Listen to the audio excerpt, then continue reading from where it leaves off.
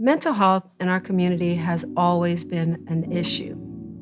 Unfortunately, with the onset of the COVID epidemic in 2020, and currently the issues surrounding mental health has continued to cascade. We've seen crisis in our world in the realm of just the COVID pandemic, and the mask wearing, the fear, the frantic, the anxiety, the hopelessness, the despair. All of that came inside of the pandemic. Not being able to get support from your churches, not being able to get support from your family members, the isolation, it created more of a mental health fragmentation and more of a social and connectedness issue. We had more suicides, we had more domestic violence, we had just a lot of divorces and a lot of stress and pressure. Our mental health has been greatly compromised because of the COVID epidemic, and even more so with the vaccination, because family members have decided to alienate family members who disagree with the vaccination. So that's been a strain on families, churches, and our community.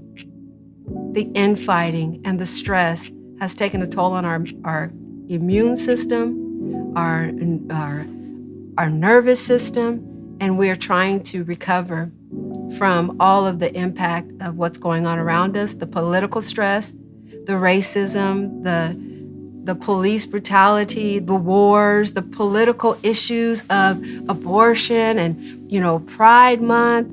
It's just so much intense pressure that has been placed on our mental health and our spiritual health that we have to take time to discuss it and to look at how to integrate our faith to balance our mental health and how to allow hope to bring us to a place of power and a place of encouragement and a place of thriving and a place of remembering that we are safe in God. But it's going to take conversations. It's going to take conversations about the hard things.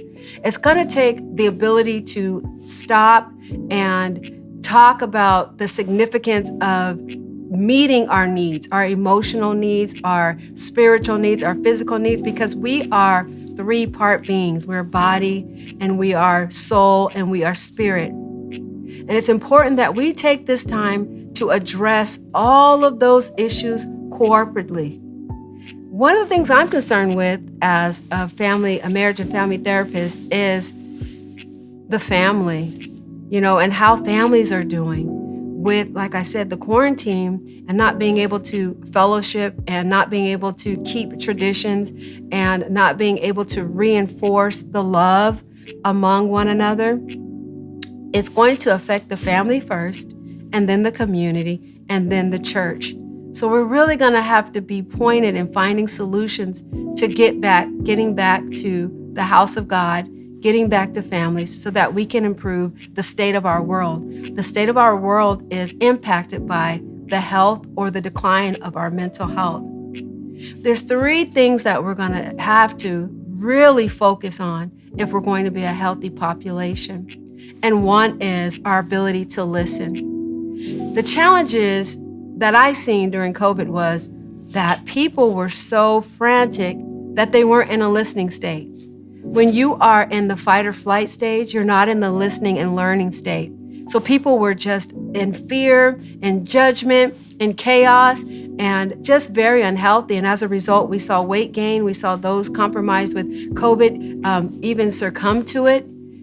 There's so much stress involved that it doesn't allow our immune systems to work as they should. So we're going to have to get calm enough to process our fears, to pray, to talk to one another so that we can work out our fears and begin to listen. Listen allows us to validate what we're going through, what we're feeling, and what we're thinking. And then as we do that, we become aware that it's essential that other people are allowed a platform to listen and to express their experiences and to share their deepest concerns. We all need to be seen, heard, and understood. So that's the first component of our recovery, being able to listen. And then we're going to have to commit to being loving. Love is kind. Love is respectful. Love is just temperate. It doesn't attack and it doesn't seek its own. We don't have to have our own way. We don't have to be right in everything that we say about vaccinations, about political views. We know that God's word is right, but outside of that, we get to speak the truth in love, and love has to lead. Love should always lead truth.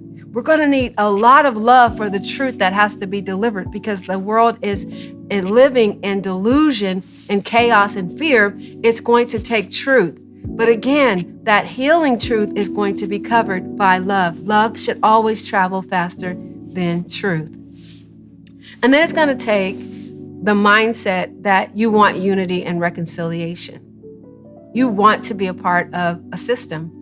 You see the value in coming to church. You see the value in being in a family. You see the value of being in a healthy community, and you want to contribute. You want to be a person who is adding peace and adding strength to the community and not being divisive.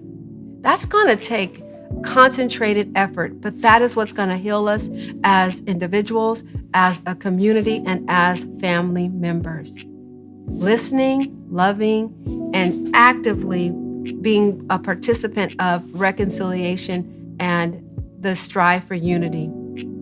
If you'd like to find out how you can continue the conversation of unity and mental health and of just coping skills or anything you might need in this season, this stressful season that we're in, you can find our page on Facebook, True Joy Fellowship, and you can download our app.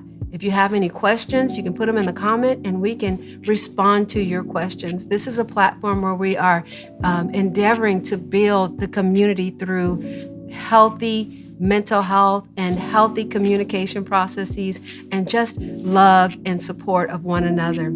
It is imperative that we that are of faith continue to be hope bringers. We get to bring light of hope to the community, but we're going to have to be calm, and we're going to have to depend on God, and we're going to have to commit ourselves to being the best us we can be and represent the kingdom in our mental health.